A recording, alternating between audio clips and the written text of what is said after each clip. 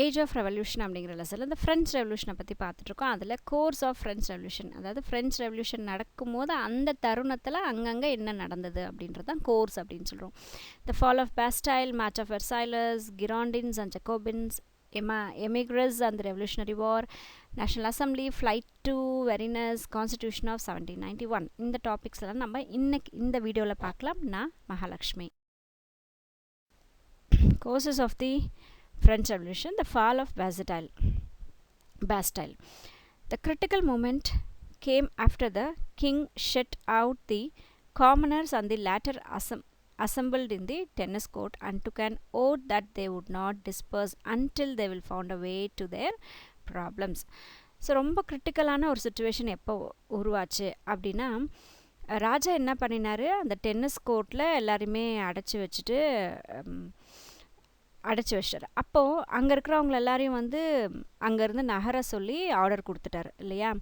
அப்போ ஆர்டர் கொடுத்த உடனே அந்த சோல்ஜர்ஸ்லாம் என்ன பண்ணுவாங்க, இவங்களை அடிக்கவோ செய்வாங்க. ஏன்னா அவங்கள அங்கேருந்து டிஸ்போஸ் பண்ண வைக்கணும். ஆனால் அங்கேருந்த மக்கள் என்ன ஒரு டெசிஷன் எடுத்தாங்க, நமக்கு பிரச்சனைக்கு ஒரு சொல்யூஷன் கிடைக்கிற வரைக்கும் நம்ம இங்கேருந்து நகரவே கூடாது அப்படிங்கிற டெசிஷனோட, அப்படிங்கிற ஒரு ஓத்தோடு அவங்க வந்து அந்த இடத்துல அப்படியே இருந்தாங்க. ஸோ அது ஒரு கிரிட்டிக்கலான மூமெண்ட்டாக அந்த இடத்துல இருந்தது. The king tried to use force, but his own soldiers refused to obey his order. ராஜா என்ன பண்ணுறாரு, அந்த ஃபோர்ஸை வந்து யூஸ் பண்ணி நீங்கள் போய் அவங்கள கலைச்சி விடுங்க, நீங்கள் போங்க அப்படின்னு சொல்லிட்டு அந்த சோல்ஜர்ஸ்க்குலாம் ஆர்டர் கொடுக்கும்போது ராஜா கண்ட்ரோலில் இருந்த அந்த சோல்ஜர்ஸே என்ன பண்ணாங்க, ராஜா சொன்னதை வந்து ரெஃப்யூஸ் பண்ணிட்டாங்க, மறுத்துட்டாங்க. நாங்கள் போய் அவங்கள அடிக்க மாட்டோம், அவங்கள நாங்கள் எதுவும் பண்ண மாட்டோம் அப்படின்னு சொல்லிட்டு ராஜாவுடைய ஆணையை வந்து அவங்க மீறிட்டாங்க soldiers. Louis then intrigued to get foreign regiments to shut down his own people. அப்போ உடனே லூயிஸ் என்ன பண்ணுறாரு, அந்த ராஜா என்ன பண்ணுறாரு, வேறு நாட்டில் இருக்கக்கூடிய ரெஜிமெண்ட்லேருந்து சோல்ஜர்ஸை கொண்டு வராரு. எதுக்காகனா, அவருடைய சொந்த மக்களை அடக்கிறதுக்காக வேறு நாட்டுடைய ஃபாரின் கண்ட்ரீஸ்லேருந்து ரெஜிமெண்ட்ஸ் பீப்புள் சோல்ஜர்ஸை வந்து கொண்டு வராரு. This provoked the people to rise in revolt in Paris on 14 July 1789. இந்த மாதிரி இவங்களை அடக்கிறதுக்காக மற்ற கண்ட்ரிலேருந்து சோல்ஜர்ஸை கொண்டு வந்ததுனால இன்னும் கோவம் அதிகமாகிடுச்சு. ப்ரொவோக்டுனா கோவம் அதிகப்படுத்துறது. ஸோ கோவம் ரொம்ப அதிகமாகிட்டு பாரிஸில் என்ன பண்ணுறாங்க, இவங்க ஒரு பெரிய ஒரு போராட்டத்தில் வந்து இவங்க ஈடுபடுறாங்க. 14 July 1789 பொதுமக்கள். They stormed the Bastille prison and set free all the prisoners. Bastille அப்படிங்கிற இடத்துல ஒரு prison இருக்குது, ஜெயில் இருக்குது, கைதிகளை கைதி பண்ணி வைக்கக்கூடிய இடம் prison. ஸோ அந்த பாஸ்டைலில் இருந்த ப்ரிசனுக்குள்ளே மக்களெல்லாம் என்ன பண்ணாங்க, அப்படியே ஸ்ட்ராம்டுனா அப்படியே வேகமாக போய் என்ன பண்ணுறாங்க, அங்கே இருக்கிற ஜெயிலில் இருக்கிற எல்லா மக்களையும் ஃப்ரீ பண்ணி விட்டுட்டாங்க. எல்லாரையுமே வெளியே கொண்டு வந்துட்டாங்க. ஜெயிலுக்குள்ளே இருந்தவங்களெல்லாம், கைதிகளெல்லாம் வெளியே கொண்டு வந்துடுறாங்க. The fall of Bastille was the first great turning point in the revolution. இந்த பாஸ்டைலில் ராஜாவை மீறி நடக்கிற இந்த பிரச்சனை வந்து பார்த்திங்கன்னா ஒரு பெரிய ஒரு டர்னிங் பாயிண்ட்டாக இருந்தது இந்த French ரெவல்யூஷனில். 14 July is celebrated as the National Day of France. இந்த 14 ஜூலை அந்த பாஸ்டைல் பிரிசன்லேருந்து எல்லாரையும் போய் கைதிகள் எல்லாம் வந்து விடுவிச்சாங்க இல்லையா, அந்த நாளை வந்து இவங்க என்னவா கொண்டாடுறாங்க அப்படின்னா நேஷ்னல் டே ஆஃப் ஃப்ரான்ஸ் அப்படின்னு சொல்லி கொண்டாடுறாங்க. டு திஸ் டே, இன்னை வரைக்கும், அது எப்போ நடந்தது, 1789 நடந்தது, பட் இன்னைக்கு வரைக்குமே 14 ஜூலையை அவங்க நேஷ்னல் டே ஆஃப் ஃப்ரான்ஸாக கொண்டாடிட்டு இருக்காங்க. The subsequent popular risings all over the country emboldened and National Assembly to act swiftly. So அடுத்தடுத்து என்ன ஆகுது, இப்போ இங்கே நடக்குது, இதை பார்த்துட்டு இன்னொரு இடத்துல அப்படியே ஃப்ரான்ஸ் ஃபுல்லாக என்ன ஆகுது, அங்கங்கே பெரிய பெரிய பிரச்சனைகள், பெரிய பெரிய போராட்டங்கள் எல்லாம் வந்து அதிகரிக்க ஆரம்பிச்சிருச்சு. ஸோ என்ன ஆகுது, நேஷ்னல் அசம்பிளி எல்லாம் கூட ஆரம்பிச்சிட்டாங்க வேகமாக. நேஷ்னல் அசம்பிளி என்னாச்சு, இப்போ கூட ஆரம்பிச்சிச்சு. ஸ்விஃப்ட்லி அப்படின்னா ரொம்ப வேகமாக இப்போது அசம்பிளி எல்லாம் கூட்ட ஆரம்பிச்சிட்டாங்க. National Assembly. This assembly comprised moderate liberals who wanted a constitution on the model of England and America. இப்போ அசம்பிளி கூட்டிட்டாங்க, அரசபை வந்து கூடியாச்சு. அப்போது அதில் அந்த அரசபையில் யாரெல்லாம் இருக்கிறாங்க, அந்த கூட்டத்தில் யாரெல்லாம் இருக்காங்க அப்படின்னா மாட்ரேட்ஸும் லிபரல்ஸும் இருக்காங்க. மாட்ரேட் லிபரல்ஸ் வந்து இருக்காங்க. அதாவது சுதந்திரமான ஒரு நாடு வேணும், சுதந்திரமான ஒரு நாட்டில் கான்ஸ்டிடியூஷன், இதுக்குன்னு ஃப்ரான்ஸ்க்குன்னு தனியாக ஒரு கான்ஸ்டிடியூஷன் வேணுன்றது தானே இந்த போராட்டம் மெயினாக நடந்தது. ஸோ இந்த மாதிரி வேணும் அப்படின்னு சொல்லி சொன்ன மக்கள் எல்லாம் வந்து அந்த அசம்பிளியில் இருந்தாங்க. அப்போ அவங்களுக்கு கான்ஸ்டிடியூஷன், அதாவது அரசியலமைப்பு சட்டம் எப்படி வேணும் அவங்க கேட்குறாங்க அப்படின்னா, இங்கிலாந்து மாதிரியும் அமெரிக்கா மாதிரியும் வேணும், அந்த மாடலில் வேணும் அப்படின்னு சொல்லிட்டு இவங்க கேட்டிருந்தாங்க. தேர் லீடர் வாஸ் மிராபியூ. இந்த அசம்பிளி உடைய லீடராக யார் இருக்காங்க, இந்த கான்ஸ்டியூஷன் வேணும் அப்படின்னு சொல்லிட்டு இந்த போராட்டத்துடைய லீடராக யார் இருக்காங்கன்னா மிராபியோ அப்படிங்கிறவர் இருக்கிறார். The assembly was controlled by the middle classes and there was no representation to the peasants and the common masses. இந்த அசம்பிளியில் யார் இருந்தாங்கன்னா பெரும்பாலும் மிடில் கிளாஸஸ் மட்டும்தான் இருந்தாங்க. ஆனால் ஃபார்மர்ஸோ இல்லை சாதாரண மக்களோ ஏழை மக்களோ அந்த கான்ஸ்டியூஷனில் அந்த அசம்பிளியில் இல்லை. This national assembly abolished serfdom, feudal privileges including excepting nobles and clergy from taxation, even titles and feudal codes. இங்கே செர்ஃப்டம் அப்படின்னா என்னென்னா அடிமைகளாக வேலை செய்வாங்க பண்ணைகளெல்லாம் இல்லையா. ஸோ அந்த மாதிரி இல்லைனா ஒரு குறிப்பிட்ட ஒரு அமைப்புக்கு கீழே அவங்க வந்து அடிமைகளாக வேலை செஞ்சுட்ருப்பாங்க. அப்போ இந்த நேஷனல் அசம்பிளி என்ன பண்ணுச்சு, அந்த மாதிரியான அடிமைத்தனமான வேலைகளில் ஈடுபடுறவங்க வந்து அபாலிஷ் பண்ணிச்சு. அந்த மாதிரி ஒரு அடிமைத்தனமான வேலைகள் செய்யக்கூடாது அப்படின்னு சொல்லிட்டு அதை வந்து அபாலிஷ்னால் முழுசாக அது இல்லைன்ற மாதிரி ஆக்கிட்டாங்க. அண்ட் ஃபியூடல் ப்ரிவிலேஜஸ் அப்படின்னா இப்போ சென்ட்ரல் கவர்மெண்ட் ஸ்டேட் கவர்மெண்ட் அதுக்கு இருக்கக்கூடிய சில ப்ரிவிலேஜஸ் அப்படின்னா அவங்களுக்கு இருக்கக்கூடிய ஒரு சில விஷயங்கள் அது எல்லாமே வந்து இது பண்ணிட்டாங்க, அபாலிஷ் பண்ணிட்டாங்க. அந்த ப்ரிவிலேஜஸ் என்ன ப்ரிவிலேஜஸ் அப்படின்னும் போது அவங்க கொண்டாடக்கூடிய சில ஸ்பெஷலான விஷயங்கள் அவங்களுக்குன்னு இருக்கும். ஸோ அதெல்லாம் வந்து இல்லைன்னிட்டாங்க. அதில் என்னெல்லாம் வேணான்னிட்டாங்க அப்படின்னா nobles and clergy from taxation. நோபல்ஸ்க்கும் கிளர்ஜிக்கும் டாக்ஸேஷன் அப்படின்னு ஒன்று இருந்துச்சு இல்லையா, அது இல்லை, அது வேண்டாம் அப்படின்னு எடுத்துட்டாங்க. டைட்டில்ஸ் ஒரு சிலருக்கு ஒரு சில பட்டங்கள் கொடுத்துருப்பாங்க, அதெல்லாம் இல்லை. அண்ட் ஃபியூடல் கோர்ட்டை வந்து இல்லைன்னு சொல்லி ஆக்கிட்டாங்க. இந்த நேஷனல் அசம்பிளி இது எல்லாமே வந்து வேண்டாம் அப்படின்னு சொல்லிட்டு அழிச்சிருச்சு, அபாலிஷ் பண்ணிடுச்சுன்னா வேண்டாம் அப்படின்னு சொல்லிட்டு அதெல்லாம் எடுத்துடுச்சு. The assembly then passed a declaration of the rights of the man and the citizen. அடுத்து இவங்க ஒரு டிக்ளரேஷன் கொடுக்குறாங்க. டிக்ளரேஷன் அப்படின்னா ஒரு உறுதிமொழி கொடுக்குறாங்க. என்னென்னா rights of a man and citizen. மனிதன் ஒவ்வொரு சிட்டிசனுக்கும் அந்த ஃப்ரான்ஸ் நாட்டில் வாழக்கூடிய ஒவ்வொரு சிட்டிசனுக்கும் ரைட்ஸ் அப்படிங்கிற மாதிரி ஒரு இதை வந்து டிக்ளேர் பண்ணுறாங்க. The idea was taken from the American Declaration of Independence. இந்த ஒரு டிக்ளரேஷன், இந்த ஒரு ப்ராமிசிங் மாதிரியான ஒரு விஷயம், ஓத் எடுக்கிறதுன்னு சொல்லுவாங்களா. ஸோ இந்த ஒரு டிக்ளரேஷன் எங்கேருந்து வந்தது அப்படின்னா அமெரிக்காவுடைய டிக்ளரேஷன் ஆஃப் வார்லேருந்து தான் இந்த ஐடியா வந்து இவங்களுக்கு கிடச்சிது. But the American declaration is short while the French is one long. அமெரிக்காவுடைய டிக்ளரேஷன் ரொம்ப ஷார்ட்டாக இருந்தது. ஆனால் ஃப்ரெஞ்சு ஏற்படுத்தின இந்த டிக்ளரேஷன் வந்து ரொம்ப நீளமாக இருந்தது, ரொம்ப பெருசாக இருந்தது. The right of man included the right which were supposed to ensure him equality and liberty and happiness. அந்த right to man, அது மனிதருக்கான ஒரு உரிமை அப்படின்றது எப்படி இருந்தது அப்படின்னா அவருடைய ஈக்குவாலிட்டி, அதாவது எல்லாருமே சமம் அப்படின்ற விஷயம், லிபர்ட்டி சுதந்திரம் கொடுத்தாங்க, அண்ட் ஹாப்பினஸ் சந்தோஷத்தை கொடுக்குறது. அதுதான் வந்து ரைட் டு மேன். ஈக்குவலாக இருக்கணும், ஃப்ரீயாக இருக்கணும், ஹாப்பியாக இருக்கணும் அப்படின்ற மாதிரி ரைட்ஸ் டு மேனில் கொண்டு வராங்க, அந்த ஒரு டிக்ளரேஷனை கொண்டு வராங்க. த assembly brought about many other reforms. அது மட்டும் இல்லாமல் இன்னும் நிறைய இங்கே ரிஃபார்ம்ஸ்னால் மாற்றங்கள், ஸோ நிறைய மாற்றங்களை வந்து கொண்டு வந்தாங்க இந்த assembly. The vast property of the church was confiscated by the state. இந்த சர்ச்சுக்கு இருக்கக்கூடிய ப்ராப்பர்ட்டிஸ் இருக்குல்லையா, அந்த சொத்துக்கள், சர்ச்சு சம்மந்தப்பட்ட சொத்துக்கள் எல்லாமே வந்து ஸ்டேட்டுக்கு சொந்தமானது அப்படின்னு சொல்லிட்டு கொண்டு வந்துட்டாங்க. தனிப்பட்ட நபருடைய கண்ட்ரோலில் இல்லாமல் நாட்டை சார்ந்தது, கவர்மெண்ட்டை சார்ந்தது அப்படிங்கன்னு கொண்டு வராங்க. A new division of France was made into 80 departments. ஃப்ரான்ஸை வந்து 80 டிபார்ட்மெண்ட்ஸாக வந்து பிரிச்சுட்டாங்க. The old feudal codes were replaced by better law codes. பழைய அந்த சென்ட்ரல் ஸ்டேட் அப்படிங்கிற மாதிரி ஃபியூடல் கோட்ஸ் எல்லாம் இருந்தது, மேல் கோர்ட்டு கீழ் கோர்ட்டு அப்படிலாம் இருக்கிறது தான் ஃபியூடல் கோர்ட்டுன்னு சொல்கிறோம். ஸோ இந்த பழைய ஃபியூடல் கோர்ட்டெல்லாம் எடுத்துகிட்டு அதுக்கு பதிலாக லா கோட்ஸ் அப்படின்னு சொல்லிட்டு ஒன்று புதுசாக ஒன்று இன்ட்ரடியூஸ் பண்ணாங்க இந்த நேஷ்னல் அசம்பிளி.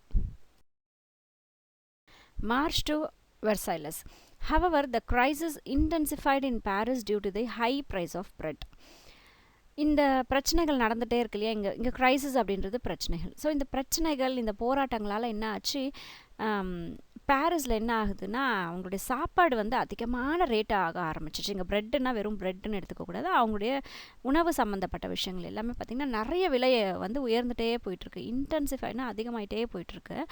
ரியாட்ஸ் broke out. அதனால் என்ன ஆச்சு, இப்போ ஃபுட்டு வந்து வாங்கி சாப்பிட முடியாத ஒரு சுச்சுவேஷன் இருக்கும்போது என்னாக அங்கங்கே சண்டைகள் உருவாக ஆரம்பிச்சிச்சு.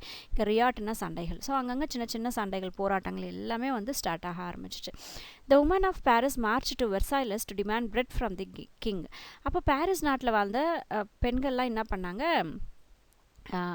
எல்லாம் ஒன்றா சேர்ந்து வெர்சாய்லஸ்க்கு போகிறாங்க. வெர்சாய்லஸ் அப்படிங்கிற இடத்துல வந்து என்ன பண்ணுறாங்க, ராஜா கிட்ட போயிட்டு நீங்கள் தான் எங்களுக்கெல்லாம் ஃபுட்டு ப்ரொவைட் பண்ணணும் அப்படின்னு சொல்லிட்டு அவங்கக்கிட்ட டிமாண்ட் வைக்க ஆரம்பிச்சுக்கிறாங்க. The crowd was in an aggressive mood.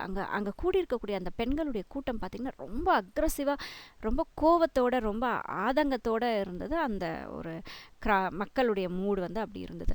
The crowd demanded that bread to be provided to them. So அந்த கூட்டமே ஒன்றா சேர்ந்து என்ன பண்ணுது, ராஜா கிட்ட நீங்கள் தான் எங்களுக்கு வந்து ஃபுட்ஸ் எல்லாம் ப்ரொவைட் பண்ணணும் அப்படின்னு சொல்லிட்டு சண்டை போடுது. The royal family including the king was mobbed. இந்த மாப்னா கூட்டம், ஓகே, எல்லாம் ஒன்றா சேர்ந்து இருக்கக்கூடிய கூட்டம். ஸோ இந்த ராயல் ஃபேமிலி, இந்த ராஜாக்கள் எல்லாருமே இவங்க பொதுமக்கள் என்ன பண்ணிக்கிட்டாங்க, எங்களோடய நீங்களும் சேர்ந்துருங்க, எங்களோட நீங்களும் வாங்க அப்படின்னு சொல்லிட்டு அவங்களோட ஒன்றா சேர்த்திட்டாங்க. They force the king and the royal family to go with them into Paris. அப்போ என்ன பண்ணாங்க, அந்த ராஜாவையும் அந்த ராஜா சார்ந்த அந்த ஃபேமிலிஸ் எல்லாரையும் என்ன பண்ணுறாங்க, ஃபோர்ஸ் பண்ணி எங்களோட நீங்களும் பாரிஸ்க்கு வாங்க, எங்களோட நிலைமையை வந்து பாருங்கள் அப்படின்னு சொல்லிட்டு அவங்கள வந்து ஃபோர்ஸ் பண்ணாங்க. ஃப்ளைட் டு வேரனஸ் அப்படிங்கிற இடத்துக்கு போயிடுறாங்க. The king's position was increasingly shaky. இப்போ ராஜாவுடைய பொசிஷன் வந்து ரொம்பவே வந்து கிரிட்டிக்கலான ஒரு சுச்சுவேஷனாக இருக்குது இல்லையா. So he was not able to reconcile to the legislations passed by the National Assembly. இந்த நேஷனல் அசம்பிளி இவங்க ஒரு கூட்டம் கூடி அவங்களுக்குன்னு சில டிக்ளரேஷன்ஸ் கொடுக்குறாங்க, அவங்களுக்குன்னு சில விஷயங்கள் எல்லாமே அவங்க பாஸ் பண்ணுறாங்களா. ஸோ அதை வந்து இவரால் ஏற்றுக்க முடியல, அதை வந்து இது பண்ணவும் சரி பண்ணவும் அவரால் முடியல ராஜாவால். He decided to escape from Paris. அப்போ இப்போ என்ன முடிவு எடுக்கிறாரு, இந்த பாரிஸை விட்டு நம்ம எஸ்கேப் ஆகி வெளியே எங்கேயாவது போயிடலாம் அப்படின்னு சொல்லிட்டு ராஜா முடிவெடுக்கிறாரு. Dressing himself as a valet, he escaped along with his family to VARENNES, a border town. இங்கே வேலட் அப்படின்னா வேலைக்கார மாதிரி. ஸோ இப்போ ராஜா அவங்க ஃபேமிலியெல்லாம் என்ன பண்ணுறாங்க, கூலி வேலையாட்கள் மாதிரி அவங்களுக்கு ட்ரெஸ்ஸிங்ஸ் எல்லாம் அப்படி பண்ணிவிட்டு வெரினஸ் அப்படிங்கிற ஒரு ஊருக்கு போகிறாங்க. அந்த வெரினஸ் அப்படின்றது எங்கே இருக்குன்னா, அந்த ஊருடைய ஒரு பார்டர், ஒரு டவுன், ஒரு ரொம்ப மூலையில் இருக்கக்கூடிய ஒரு டவுன், கடைசியில் இருக்கக்கூடிய ஒரு டவுன் தான் Varennes. However he was recognised there by a postman, arrested by the national guards and brought back to the Paris. இப்போ ராஜா அங்கே வெரினஸ்க்கு போயிடுறாரு இல்லையா, வேலைக்கார மாதிரி ட்ரெஸ் பண்ணிட்டு போகிறாரு. ஆனால் அந்த இடத்துலையும் கூட பார்த்தீங்கன்னா ஒரு போஸ்ட்மேன் என்ன பண்ணுறாங்க, இவங்கள கண்டுபிடிச்சிடுறாங்க, இவர் ராஜா தான் அப்படின்னு சொல்லிட்டு கண்டுபிடிச்சிட்டு அவங்கள அரெஸ்ட் பண்ணிவிட்டு நேஷனல் கார்ட்ஸ் வந்து அவங்கள அரெஸ்ட் பண்ணி மறுபடியும் பாரிஸ்க்கே அவங்கள கூப்பிட்டுட்டு வந்துடுறாங்க. From then onwards he remained in Paris virtually a prisoner. அப்போலேருந்து அந்த தருணத்திலேருந்து அவர் என்ன பண்ணார், ஒரு ஜெயில் கைதி மாதிரி பாரிஸில் அவர் வாழ்ந்தார். Girondins and Jacobins. The moderate liberals wanted to keep the king as a limited monarch. The மாடர்னாக இருக்கக்கூடிய இந்த லிபரல்ஸ்னால் சுதந்திரமாக வாழ வேண்டிய ஒரு இதை வந்து கேட்கக்கூடியவங்க தான் லிபரல்ஸ் இல்லையா. ஸோ இந்த மாடரேட் லிபரல்ஸ் வந்து ராஜா அப்படிங்கிற வந்து ஒரு லிமிட்டடான ஒரு பவரோட மட்டும்தான் அவர் இருக்கணும் அப்படின்னு சொல்லிட்டு அவங்க நினைக்கிறாங்க. They called themselves the party of the Girondins. அவங்க என்ன சொல்லிக்கிட்டாங்க அப்படின்னா பார்ட்டி ஆஃப் கிரோடின்ஸ் அப்படின்னு சொல்லிட்டு சொல்லிக்கிட்டாங்க. த ஹார்ட் கோர் ரிப்பப்ளிகன்ஸ் வேர் தி ஜக்கோபின்ஸ். இந்த ரிப்பப்ளிகன்ஸ் இருப்பாங்களே, இப்போ ராஜாக்குன்னு ஒரு சில லிமிட் கொடுக்கணும் அப்படின்னு சொல்கிறாங்க, கிரோடின்ஸ்னு சொல்லிக்கிட்டாங்க. இல்லை ரிப்பப்ளிகன்ஸாக இருக்கணும், நாடு ஃபுல்லாக ஒரு அரசியலமைப்பு சட்டத்தின்படி செயல்படணும் அப்படின்லாம் சொல்லும்போது அவங்கள வந்து ஜக்கோபின்ஸ் அப்படின்னு சொல்லிட்டு அவங்களுடைய அமைப்புக்கு பேர் வச்சுட்டாங்க. இன் foreign countries, especially in England, there were the emigres, the French nobles who had run away from the revolutions and were continuously intriguing against it. இப்போது இந்த ஃபாரின் கண்ட்ரீஸில் முக்கியமாக சொல்லப்போனால் இங்கிலாண்டில் எமிக்ரஸ் இருக்கிறாங்க. எமிக்ரஸ்னால் என்னென்னா, நம்ம நாட்டிலேருந்து வேறு நாட்டுக்கு போகிறவங்க எமிக்ரேட்ஸ் அப்படின்னு, வேறு நாட்டிலேருந்து நம்ம நாட்டுக்கு வந்தால் இமிக்ரேட்ஸ் சொல்லுவாங்க. இப்போ இது வந்து எமிக்ரஸ். ஸோ நம்ம இங்கே ஃப்ரெஞ்சில் இருந்து போன இந்த நோபல்ஸ் இருக்காங்க இல்லையா, ஃப்ரெஞ்ச் நாட்டிலேருந்து எஸ்கேப் ஆகி இங்கிலாண்டில் போய் வாழ்கிறவங்க என்ன பண்ணுறாங்க, இந்த ரெவல்யூஷனை வந்து எதிர்த்து போராடுறாங்க. ரொம்ப கண்டினியூஸாக இதை எதிர்த்து அவங்க அறிக்கைகள் வந்து சொல்லிக்கிட்டே இருக்காங்க. All the kings and the emperors of Europe who were frightened by this mass upsurge was rage against revolutionary French. So அங்கே இருக்கக்கூடிய ராஜாக்கள், பெரிய பெரிய எம்பரர்ஸ், மன்னர்கள், யூரோப்பில் இருக்கக்கூடிய அந்த ராஜாக்கள் எல்லாம் பார்த்திங்கன்னா இவங்களுடைய இந்த சண்டைகள், இவங்களுடைய இந்த மாசெல்லாம் பார்த்து அவ்வளோ ஒரு கூட்டம், அந்த ரெவல்யூஷன் எல்லாம் பார்த்து இவங்க வந்து அப்படியே கொஞ்சம் பயப்படுறாங்க. அந்த ஃப்ரெஞ்ச் ரெவல்யூஷனை பார்த்து இவங்க கொஞ்சம் அப்படியே பயத்தோடு இருக்காங்க அங்கே இருக்கக்கூடிய ராஜாக்கள். Constitution of 1791. In September 1791, the National Assembly framed the first constitution. So இப்போ அவங்களுக்குன்னு ஒரு கான்ஸ்டியூஷன் ஃப்ரேம் பண்ண வேண்டியிருந்தது. அப்போ செப்டம்பர் 1791 இவங்க நேஷனல் அசம்பிளி என்ன பண்ணுது, கான்ஸ்டியூஷனை ஃப்ரேம் பண்ண ஆரம்பிக்குது. It provided for a constitutional monarchy.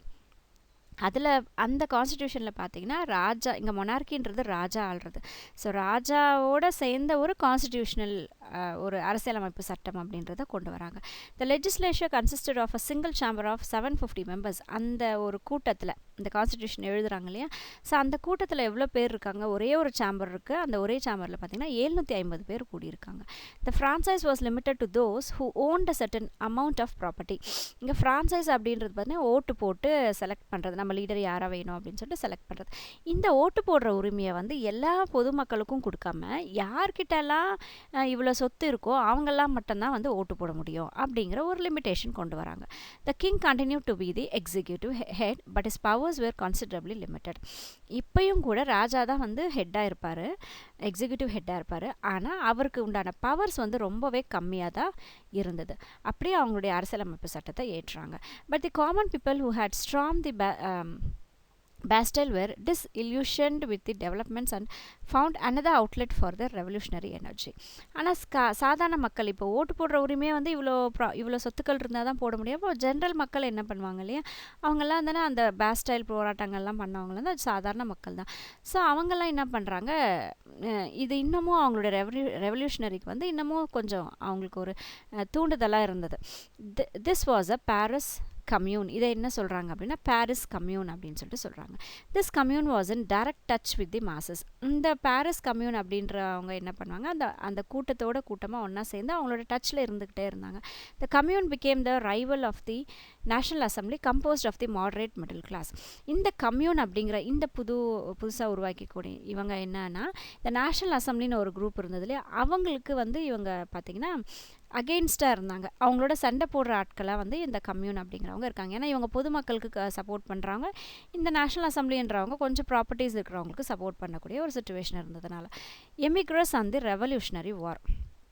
In August 1792 ordered an attack on the king's palace. இப்போ ராஜாவுடைய அந்த பேலஸ் மேலே, அரண்மனைக்கு அட்டாக் பண்ணோம் அப்படின்னு சொல்லிட்டு ஆகஸ்ட் 1792 முடிவு எடுக்கிறாங்க. Though the king ordered shooting by his Swiss guards, he was finally deposed and imprisoned. அப்போ இவங்களுடைய பேலஸை வந்து இவங்க அட்டாக் பண்ண வராங்களா, அப்போ ராஜா என்ன பண்ணுறாரு, ஷூட்டிங் ஆர்டர் கொடுக்குறாரு. யாருக்குன்னா ஸ்விஸ் கார்ட்ஸ்க்கு ஷூட்டிங். இவர் தான் ஃபாரின்லேருந்து ரெஜிமெண்ட்ஸை கொண்டு வராரு இல்லையா, அப்போ ஸ்விஸ் கார்ட்ஸில் இருந்தவங்களுக்கு என்ன பண்ணாங்க, ஷூட்டிங் ஆர்டர் கொடுக்குறாரு. ஆனாலும் கூட ராஜாவை என்ன பண்ணுறாங்க, எதிர்த்து சண்டை போட்டு ராஜாவை ஜெயிலுக்குள்ளே அடைச்சிட்றாங்க, இம்ப்ரிசன் பண்ணிடுறாங்க, கைதி ஆக்கிடுறாங்க. The people of Paris, angered by the action of the Swiss guards in shooting and killing many of them, hunted down the supporters of monarchy under their leader Marat. பாரிஸில் வாழ்ந்த மக்கள், பாரிஸில் இருக்கக்கூடிய மக்கள் வந்து அவங்களுடைய தேவைக்காக அவங்க சண்டை போடுறாங்களா, ஆனால் இந்த ஸ்விஸ் கார்ட்ஸ் என்ன பண்ணாங்க, ராஜாவுடைய சொல்கிற பேச்சை கேட்டு பண்ணாங்களா. அப்போ இந்த மக்களுக்கு வந்து பயங்கரமான கோவம் வந்துருச்சு இந்த ஸ்விஸ் கார்ட்ஸ் மேலே. கோவம் வந்துட்டு இவங்க நிறைய பேரை ஷூட் பண்ணாங்க, நிறைய பேரை கொன்னுட்டாங்க இல்லையா ராஜாவுடைய பேச்சை கேட்டு. அப்போது அந்த லீடராக இருந்தது யாருன்னா மேரட் அப்படிங்கிறவர், அதோடைய லீடராக இருந்து நிறைய பேரை கொண்டாங்க. ஸோ அவங்க மேலே இவங்களுக்கு பயங்கர கோவம். இன் 3 days from September 2 about 1500 suspected dissidents were put in prison. அப்போ 2 நாளில் ஒரு 3 நாளில் என்ன பண்ணுறாங்க அப்படின்னா 1500 பேரை கைதி பண்ணி ஜெயிலில் போட்டுறாங்க. After a trial they were killed and this incident is called September massacres. இங்கே ட்ரையல்னால் விசாரணை. ஸோ அந்த 1500 பேரை வந்து என்ன பண்ணுறாங்க அப்படின்னா விசாரிக்கிறாங்க இல்லையா, ஜெயிலில் போட்டுட்டாங்களா அவங்கள. அப்போ விசாரிக்கிறாங்க. அப்போ விசாரிச்சுட்டு என்ன பண்ணுறாங்கன்னா இவங்களை எல்லாரையுமே வந்து கொன்னுறாங்க. அதாவது கூட்ட இங்கே மேசக்கர் அப்படின்னா ஒரு கூட்டத்தையே கொல்றத மேசக்கர் சொல்லுவோம். ஸோ இந்த கூட்டமாக இவங்களெல்லாம் வந்து விசாரணை பண்ணி கொன்னாங்க இல்லையா, அதை என்ன சொல்கிறாங்க, அந்த இன்சிடெண்ட்டை என்ன சொல்கிறாங்கன்னா செப்டம்பர் மேசக்கர்ஸ் அப்படின்னு சொல்கிறாங்க. செப்டம்பர் இது எப்போ நடக்குதுன்னா செப்டம்பர் 2 நடக்குது. In September also occurred the first victory of the French troops over the invading Australian and Prussians at the Battle of Valmy. இப்போ வேறு கண்ட்ரிலேருந்து ரெஜிமெண்ட்ஸ் பீப்புள் வந்திருக்காங்க, சோல்ஜர்ஸ் வந்திருக்காங்களா.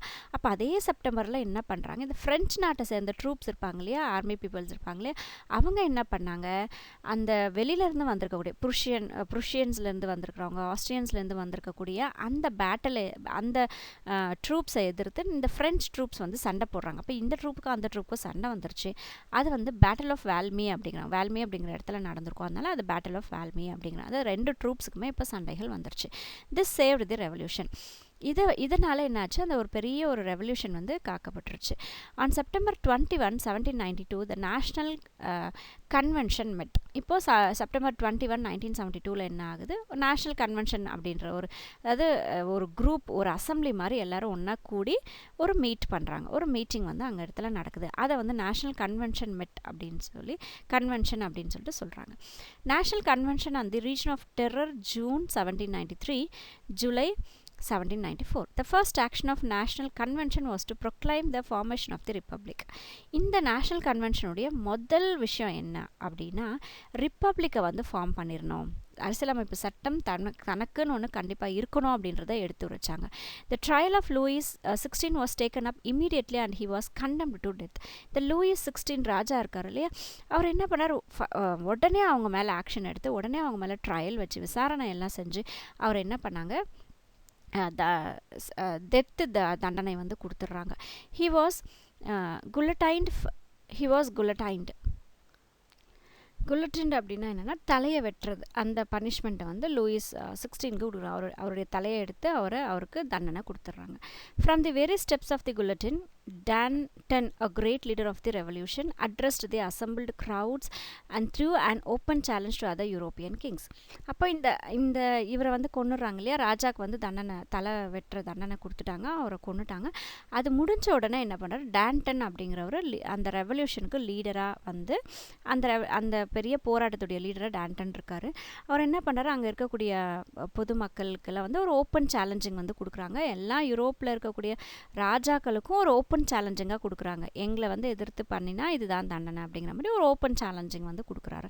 த new republic of France through conscriptions built up a strong army. So இப்போது ஒரு புதுசாக ஒரு அரசியலமைப்பு சட்டம் அப்படின்றது ஒன்று உருவாயிடுச்சு ஃப்ரான்ஸ்க்கு. ஏன்னா இவங்க போராட்டம் நடந்துட்டு இருந்தது, அதனால தான் இங்கே ரிப்பப்ளிக்னாவே வந்து அரசியலமைப்பு சட்டத்தை நம்ம ஏற்றுக்கிறது தான் வந்து ரிப்பப்ளிக் சொல்கிறோம். ஸோ ஃப்ரான்ஸ்லேயே அது நடந்தது.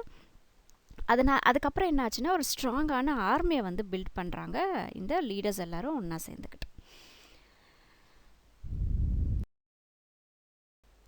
Thanks for watching my video. Take care.